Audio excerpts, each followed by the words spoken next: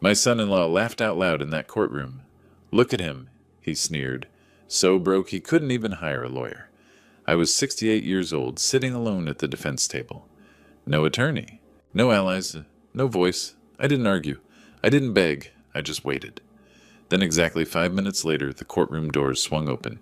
A man in a flawless suit stepped inside, silver, hair-cold eyes, a presence that commanded silence. The kind of lawyer powerful people fear. The room froze. And in that moment, my son-in-law realized he'd made the worst mistake of his life. Thank you so much for being here with me today.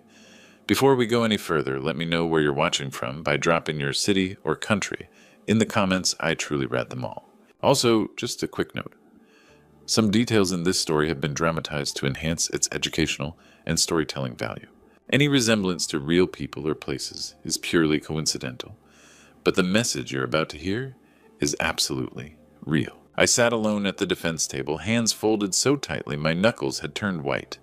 68 years old, and this is what my life had come to. The courtroom smelled like floor wax and old paper, the scent of endings. My gray suit, the one I'd worn to my wife's funeral 5 years ago, hung loose on my shoulders now. Across the aisle, my son-in-law sat like a king. Luke Manning, 38, $4,000 Armani suit, dark hair slicked back, Rolex glinting on his wrist, that smile sharp, white, cruel. Look at him, Luke said loud enough for me to hear. Where's your lawyer, old man? You can't afford one, can you? I didn't look up. I stared at the empty chair beside me. The man next to Luke was Mitchell Crane, his attorney. 52. They called him the Shark of Michigan Avenue. Navy suit, leather briefcase. He whispered something to Luke. They both laughed. And sitting right there next to Luke was my daughter, Rebecca, 34. Simple black dress. She sat perfectly still and wouldn't look at me. Her eyes stayed fixed on the judge's empty bench. I remembered her at 7, pigtails bouncing, running alongside a pink bicycle. I've got you, sweetheart, I said. I'll always catch you. The memory dissolved. Now she was 34, silent, sitting next to the man destroying me. All rise, the Honorable Judge Patricia Coleman presiding. I stood slowly. Judge Coleman swept in black robe billowing. 58, steel gray hair in a tight bun. 25 years on the bench. She rapped her gavel once. Be seated. Case number 24-CV-0091. Morgan versus Morgan Manning. She looked at me. Mr. Morgan, I see you are alone. Are you expecting counsel? I stood. My voice came out hoarse. Yes, Your Honor. She should be here. He's stalling, Your Honor, Luke interrupted. He doesn't have anyone. He's broke. My face flushed. Judge Coleman's eyes snapped to Luke. Mr. Manning, you will address the court only when spoken to. Luke raised his hands. My apologies. My father-in-law has wasted enough time. Father-in-law. The way he said it made my skin crawl. Judge Coleman looked at me again. Mr. Morgan, court time is valuable. If you don't have representation. I do, I said quickly. She's coming. She called last night. Luke snorted. Who your imaginary friend? Last night at 11 my phone rang. The voice on the other end, rough, familiar, said, Chris Morgan. It's Charles. Charles Manning. I got your message. I'm coming. Hold on, I'd cried into the phone. I don't know if you'll make it in time. I'll make it. Just hold on. 30 years since we'd spoken, but that call was the only hope I had left.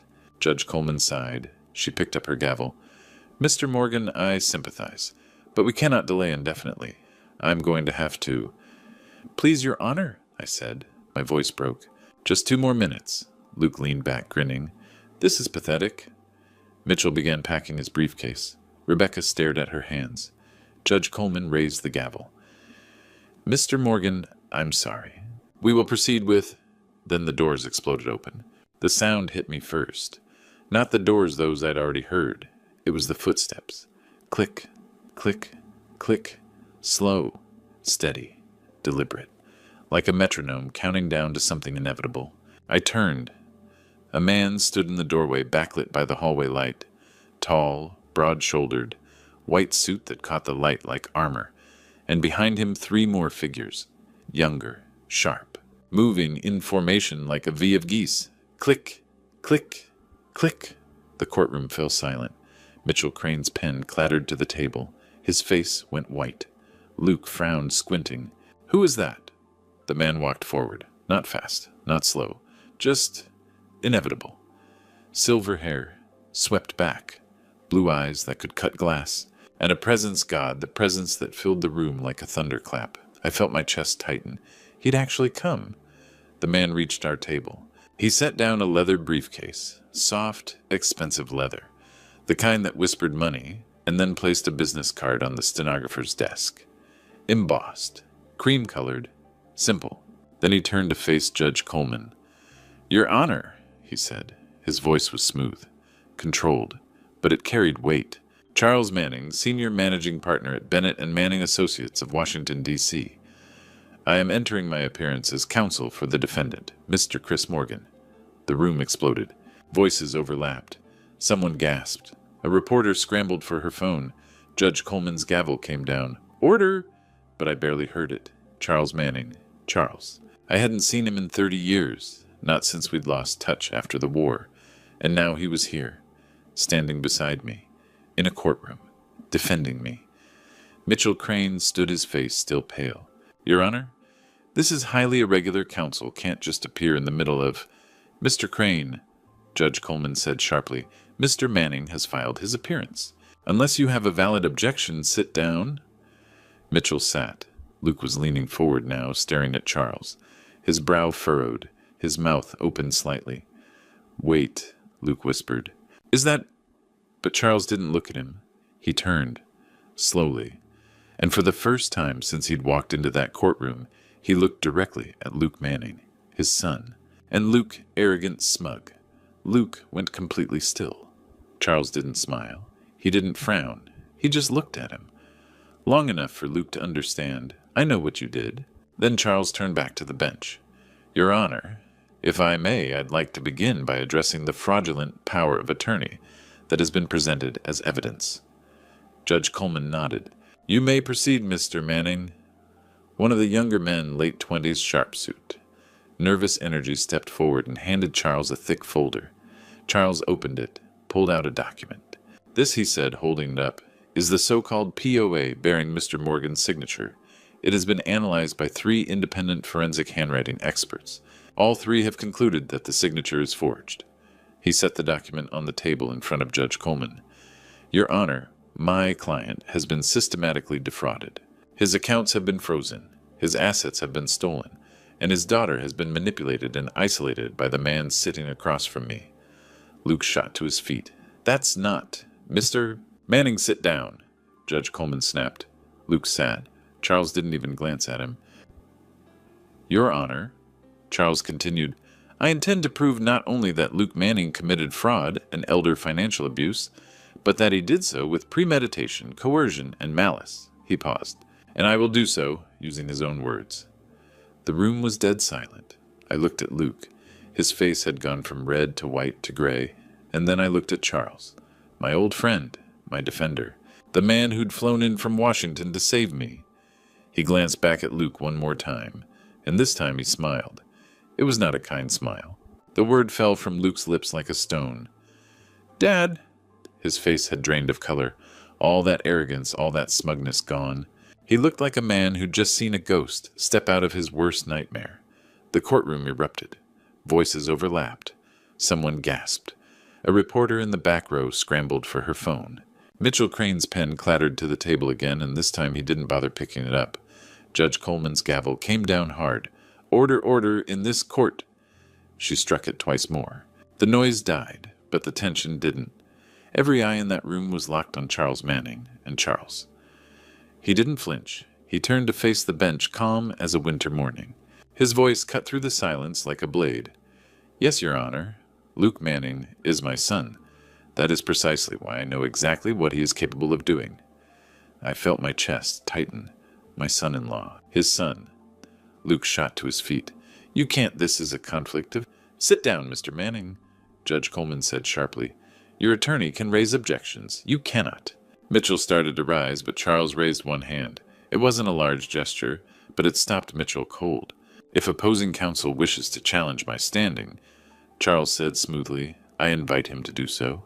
I have disclosed my relationship. I have no financial interest in this case. And I'm here to protect my client, Mr. Chris Morgan, from elder financial abuse perpetrated by my son. The room went silent again. Elder financial abuse. The words hung in the air like an indictment. Charles turned back toward our table. He opened his briefcase and pulled out a thick folder. It landed on the defense table with a heavy thud. "Let's start with the basics," Charles said. He didn't raise his voice. He didn't need to. 3 months ago, Luke Manning used a forged power of attorney document to freeze Mr. Morgan's bank accounts, all of them. $14.5 million locked away. Mr. Morgan couldn't access his own money, couldn't pay his bills, couldn't hire an attorney. He pulled out a document, held it up. "This is the so-called POA. It bears Mr. Morgan's signature, except it's not his signature. It's a forgery. A very good one, I'll admit, but a forgery nonetheless. We've had it analyzed by 3 independent handwriting experts. All 3 confirm this document is fraudulent." Luke's jaw worked. He looked at Mitchell, but Mitchell wouldn't meet his eyes. "Your Honor," Charles said, turning back to the bench, "Mr. Manning obtained this fraudulent document under coercion. He threatened Mr. Morgan, told him if he didn't sign, he'd never see his daughter again." I felt my throat tighten. It was true. Every word. Rebecca's head snapped toward Luke. I saw it just for a second, doubt flicker across her face. Charles wasn't finished. "And where did that $14.5 million go?" He pulled out another document. $8 million was transferred to an offshore account in the Cayman Islands. An account controlled by Luke Manning. The remaining funds were frozen ostensibly for estate management. He let that sink in. Why would Luke Manning need $8 million so desperately? Charles turned and looked directly at his son. "Because he owes money, a significant amount, to a man named Tony Romano, gambling debts, and Luke needed to pay them. Fast." Luke's face went from white to red. "That's a lie." "Is it?" Charles's voice was ice. "We'll see." Judge Coleman leaned forward. "Mr. Manning, do you have evidence to support these claims?" "I do, Your Honor. Bank records, forensic accounting reports, witness testimony. And I'd like to call my first witness." He paused. "Luke Manning." The courtroom exploded again. Luke Manning walked to the witness stand like a man approaching the gallows. I watched him take each step, slow, deliberate. His shoulders were tense, his jaw locked. He looked at Rebecca once as if searching for reassurance. She didn't look back. The bailiff swore him in. Luke sat. His hand trembled as he adjusted the microphone. Charles stood at the defense table, buttoning his suit jacket. Then he walked forward. Not rushed, not slow, just steady. "Mr. Manning," Charles began, his voice calm, almost gentle. "When did you first meet Chris Morgan?" Luke cleared his throat. 4 years ago. At a gallery opening. Rebecca introduced us." "And when did you begin planning to steal his money?" The question hit like a hammer. "Objection!" Luke snapped. Then he looked around, realizing he had no lawyer left to object for him. Judge Coleman leaned forward. "Mr. Manning, you are not permitted to object on your own behalf. Answer the question." Luke's face flushed. "I didn't steal anything. Chris is elderly. He wasn't managing his finances properly. I was helping—" "Helping," Charles repeated. The word dripped with contempt. "Is that why you deleted his text messages from Rebecca's phone?" Luke froze. Charles walked to his briefcase and pulled out a thin tablet. He tapped the screen, then held it up. "These messages were recovered from the cloud. Let me read one. Sent 2 years ago." He paused. "Sweetheart, why won't you answer my calls? I miss you. Please call me back. Love, Dad." My chest tightened. I remembered typing that message. Late at night, sitting alone in the kitchen, hoping, praying. Rebecca made a sound. A small, broken sound. I turned. Tears were streaming down her face. "Rebecca never received that message," Charles said quietly, "or the dozen others like it. Because you, Luke Manning, installed spyware on her phone. You intercepted every message, every call. You isolated her from her father." "That's not—" Luke started. "Why?" Charles's voice rose. "So she wouldn't know what you were doing. So she wouldn't ask questions when you forged her father's signature. So she'd believe your lies about him being senile and controlling—" Luke shot to his feet. "She chose me because he jabbed a finger at me. is a controlling, bitter old man who never let her breathe. Mr. Manning. Judge Coleman's gavel came down hard. Control yourself. But Luke wasn't listening. His face was red, his fists clenched. I gave her a life. I gave her freedom. And what did he give her? Guilt trips and manipulation. Sit down, Charles said coldly. Luke sat. His chest was heaving. Charles turned slightly. Let's talk about Tony Romano. Luke went pale again. Why do you owe Mr. Romano $2.3 million? Silence. And why does he need payment by this Friday? More silence. Sweat beaded on Luke's forehead. Answer the question, Mr. Manning, Judge Coleman said. Luke's mouth opened, closed. Nothing came out. Charles turned to the bench. Your Honor, I believe we've established sufficient evidence of fraud, coercion, and elder financial abuse. I would also note, Your Honor. Mitchell Crane stood. His face was gray. I must withdraw as counsel for Mr. Manning. A conflict of professional ethics has arisen. Judge Coleman studied him. Granted. You may leave, Mr. Crane. Mitchell gathered his briefcase. He didn't look at Luke. He didn't say goodbye. He just walked out. And Luke was alone. I watched him look at the empty chair where his attorney had been, then at his father, whose eyes held nothing but cold disgust, then at Rebecca, whose face was streaked with tears and doubt. He was completely, utterly alone, and then the door opened again. The courtroom was still buzzing when Charles stood again. Luke was still on the witness stand, still shaking, still trapped. Your Honor, Charles said calmly, I have one more witness. Someone who can speak directly to Mr. Manning's financial motivations. Judge Coleman nodded. Call your witness. Charles turned toward the back of the room. I call Mr. Tony Romano. The doors opened, and the man who walked through them was not a lawyer. He was a nightmare, 6'4", maybe 50 years old. Black suit that looked like it cost more than my car, a gold ring on his right hand the size of a walnut, and behind him 2 men, thick necks, dead eyes, hands folded like sentries. Luke's face went white. No, he whispered, not him. Tony Romano walked down the aisle slowly, deliberately. Every step echoed in the silent courtroom. He reached the witness stand. Officer Davis swore him in. Tony sat. He didn't look nervous, didn't look uncomfortable. He looked like a man who owned the room. Charles approached. Mr. Romano, could you please state your relationship with Luke Manning? Tony's voice was smooth, almost polite, but it had weight. Luke Manning owes my organization $2.3 million. Gambling debts, signed contract, 15% interest per month, compounded. The courtroom went silent. Charles pulled out a document. Is this the loan agreement? Tony glanced at it. Yes. And when did Mr. Manning promise to pay you back? This Friday.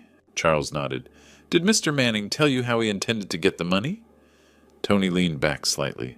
He did? Thursday night, he called me. Said his father-in-law was signing over everything. $14 million. He said, and I quote, the old man's signing the papers tomorrow. I'll have your money by Friday. I swear. Luke made a sound, a small, strangled sound. Did you believe him? Charles asked. Tony smiled. It wasn't warm. At the time, yes. Now, he glanced at Luke. Looks like he lied to both of us. Judge Coleman leaned forward. Mr. Romano, are you here to file a claim as a creditor? Yes, Your Honor. If this court seizes any assets from Mr. Manning, I want to ensure I'm first in line to collect what I'm owed. She nodded slowly. Your claim is noted. Anything else, Mr. Manning? Charles shook his head. No further questions, Your Honor. Tony stood. He walked past Luke, stopped, looked down at him. I'll see you around, Trev, he said softly. Then he and his 2 shadows walked out. The door closed. The silence that followed was crushing. I looked at Luke. He was still sitting there on the witness stand, staring at the door. His hands gripped the armrest so hard his knuckles had gone white. Judge Coleman cleared her throat. Mr. Charles Manning, do you have any other witnesses? Charles nodded.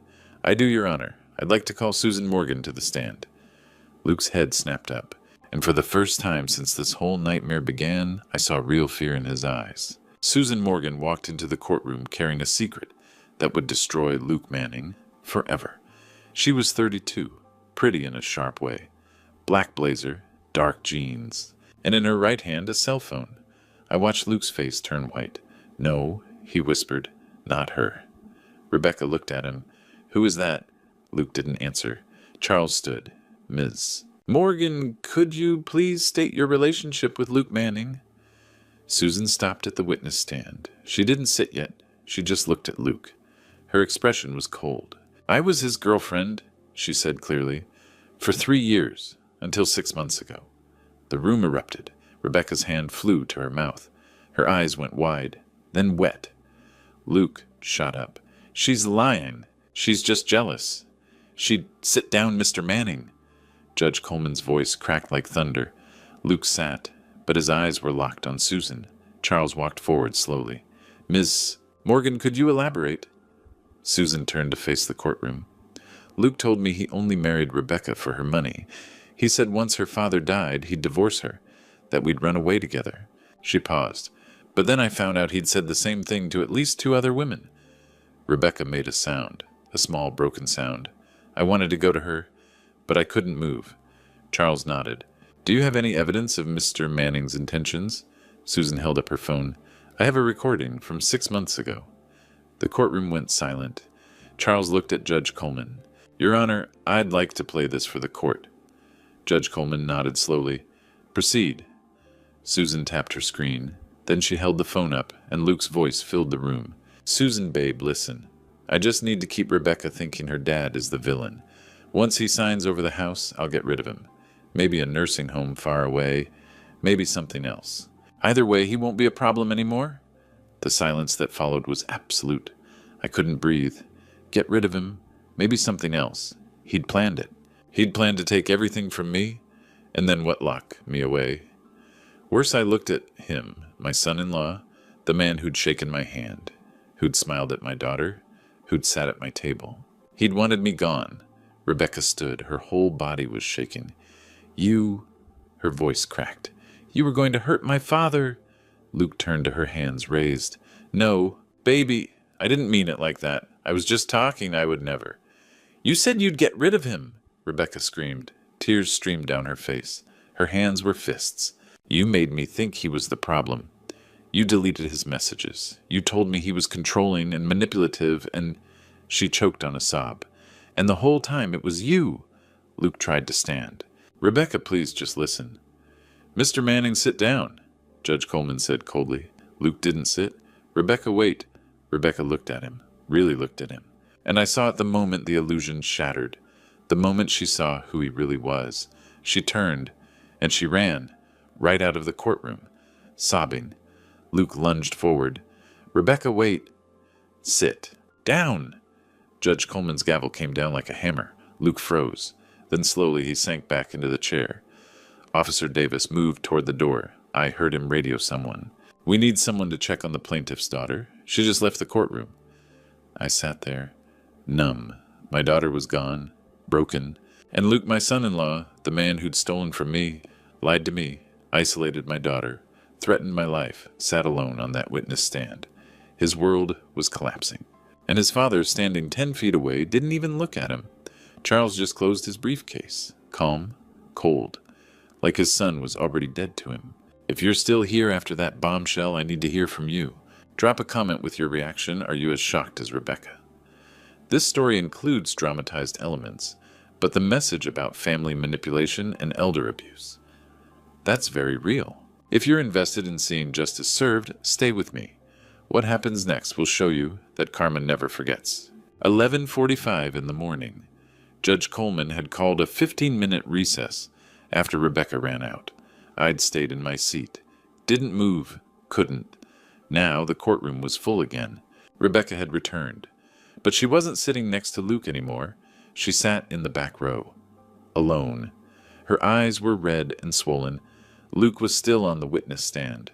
Broken, hollow. And then Charles Manning stood. For the first time all day he looked directly at his son. "Your Honor," Charles said quietly, "may I address the defendant directly?" Judge Coleman hesitated, then nodded. "You may." Charles buttoned his jacket. Then he walked forward, slowly, deliberately. He stopped right in front of Luke, father and son, face to face. "Luke?" Charles said, his voice low but clear. I raised you better than this? Your mother, God rest her soul, would be ashamed. Luke's lip trembled. Dad, please. I made mistakes, but I'm still your son. I raised you to work hard, Charles interrupted. His voice shook slightly. To earn what you have, to build something honest. But you always chose shortcuts, always looked for the easy way. He paused. I bailed you out twice in your 20s, paid your gambling debts, gave you second chances. I thought you'd learned. His jaw tightened. I was wrong. Luke's face crumpled. Dad! Charles held up a hand. 2 nights ago, Chris Morgan called me. He was crying. He told me his son-in-law was stealing everything from him, isolating his daughter, freezing his accounts. He didn't know it was you. He just said the name, Luke Manning. Charles's voice dropped. I wanted to hang up. I wanted to pretend I hadn't heard it, but I couldn't. He looked at Luke, really looked at him. I became a lawyer to protect people like Chris. Good people, vulnerable people. If I protect you now, if I stand by you while you destroy an innocent man, I betray everything I've ever believed in. Luke's voice cracked. So you're choosing him over me? Charles didn't blink. I'm choosing justice over blood. The room was silent. Luke's hands gripped the armrests. I needed money. Dad, I was in too deep. I didn't know what else to do. You could have asked me for help. Luke froze. You could have come to me. Charles said, his voice colder now. You could have told me the truth. Instead, you chose to destroy a family. You chose to manipulate your wife. You chose to threaten an old man's life. He stepped back. That's not a mistake, Luke. That's a choice. Luke opened his mouth, but nothing came out. Charles turned. He walked back to the defense table, and he sat down next to me. I felt my throat tighten. This man, this stranger who'd walked into my nightmare just hours ago, had sacrificed his own son. For me. For justice. I reached over and put my hand on his shoulder. Thank you, I whispered. Charles didn't look at me. He just nodded once. His jaw was tight. His eyes were wet, but he didn't cry. I looked back at Luke. He was still sitting there, staring at his father, at the man who just publicly disowned him. And I realized something. Luke had lost everything, his wife, his reputation, his freedom. But the worst loss, the one that would haunt him forever, was sitting 10 feet away. His father's respect. Judge Coleman picked up her gavel. We will now proceed to the verdict. 12:30 in the afternoon. Judge Patricia Coleman had presided over hundreds of cases in her 25 years on the bench. But this one would stay with her forever. She looked down at the papers in front of her. Then she looked up. Her eyes were hard. I have seen many cases. She began, her voice steady and cold. But elder financial abuse combined with fraud, coercion, and threats of violence, this is particularly egregious. She turned to Luke. Mr. Manning, you are a disgrace. Luke didn't move, didn't speak. Judge Coleman continued. The court finds in favor of the defendant, Mr. Chris Morgan, on all counts.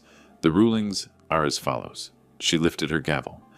1. All assets currently held by Luke Manning are hereby frozen, effective immediately. 2.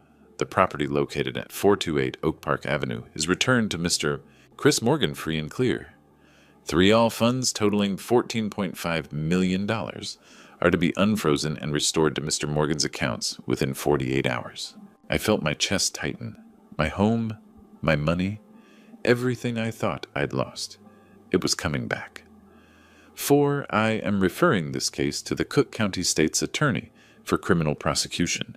Charges may include fraud, forgery, elder abuse, and financial exploitation.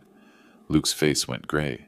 5A no contact order is hereby issued. Mr. Manning, you are not to contact, approach, or communicate with Mr. Chris Morgan or Ms. Rebecca Morgan Manning in any form. She set down her gavel. Officer Davis, please take Mr. Manning into custody. Davis stepped forward. He pulled out a pair of handcuffs. Luke stood slowly. His hands shook as Davis cuffed them behind his back. And then just before Davis led him away, Luke turned. He looked at his father. Dad? Charles didn't look back. He just stared straight ahead, his jaw tight, his eyes dry. Luke's face crumpled, and then Davis let him out. The door closed, and I finally breathed. I heard footsteps behind me. Soft, hesitant, I turned. Rebecca was walking toward me, down the aisle. Her face was streaked with tears, and then right there in the middle of the courtroom, she dropped to her knees in front of me. "Dad," her voice broke. "I'm so sorry. I'm so sorry."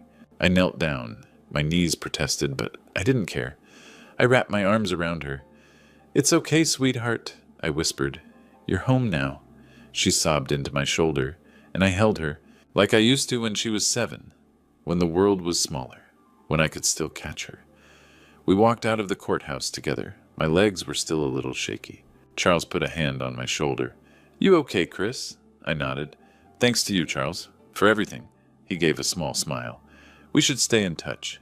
Get coffee sometime. Talk about the old days." I smiled back, for the first time in months. "I'd like that." Rebecca walked beside me, wiping her eyes. She looked lighter somehow, like a weight had been lifted. The autumn sunlight hit us as we stepped outside. Warm, bright, clean, and for the first time in a long, long time, I felt hope. 3 months later, the story came to its final chapter. Justice doesn't always happen in a courtroom. Sometimes it happens in a cell. 3 months had passed.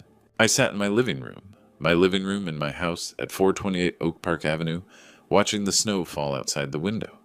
Fat, lazy flakes drifting down like pieces of peace.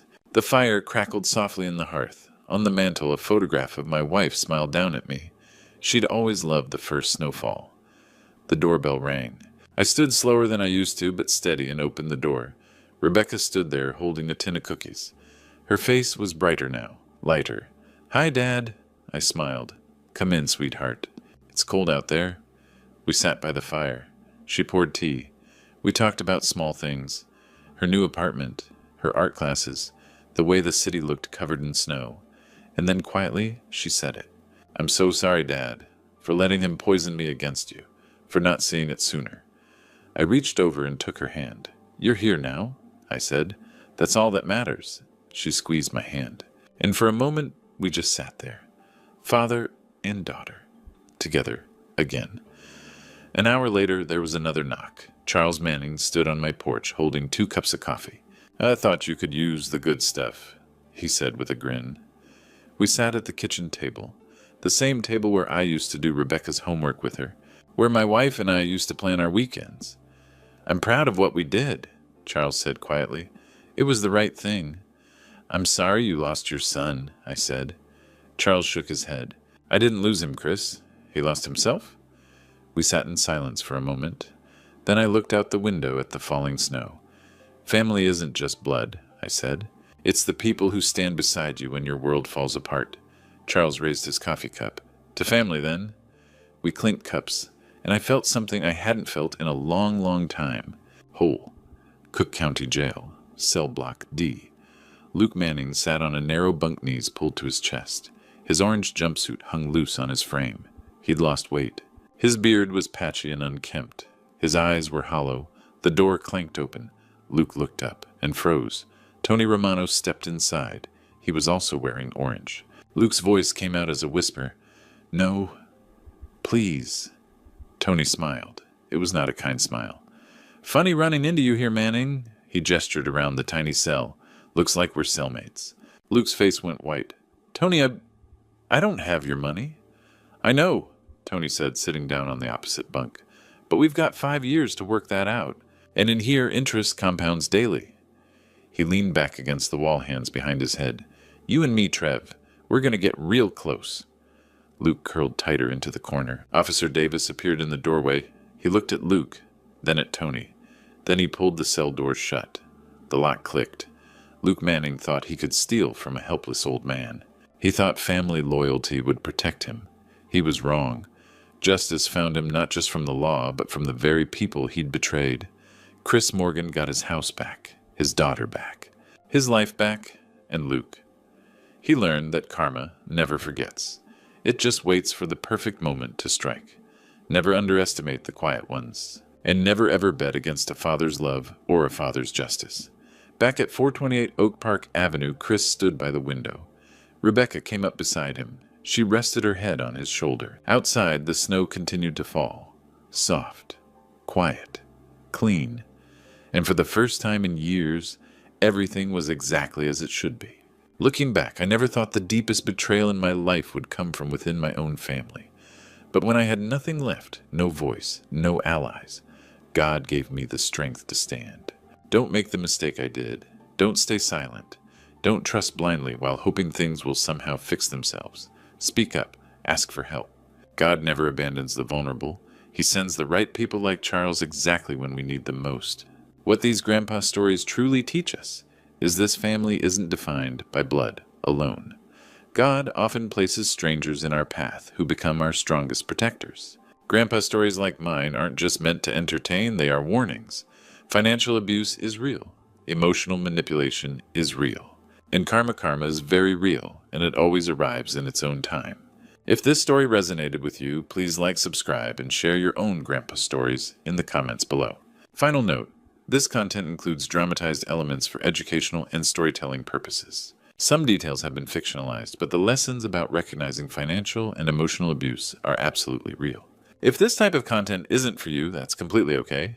Please feel free to explore content better suited to your preferences.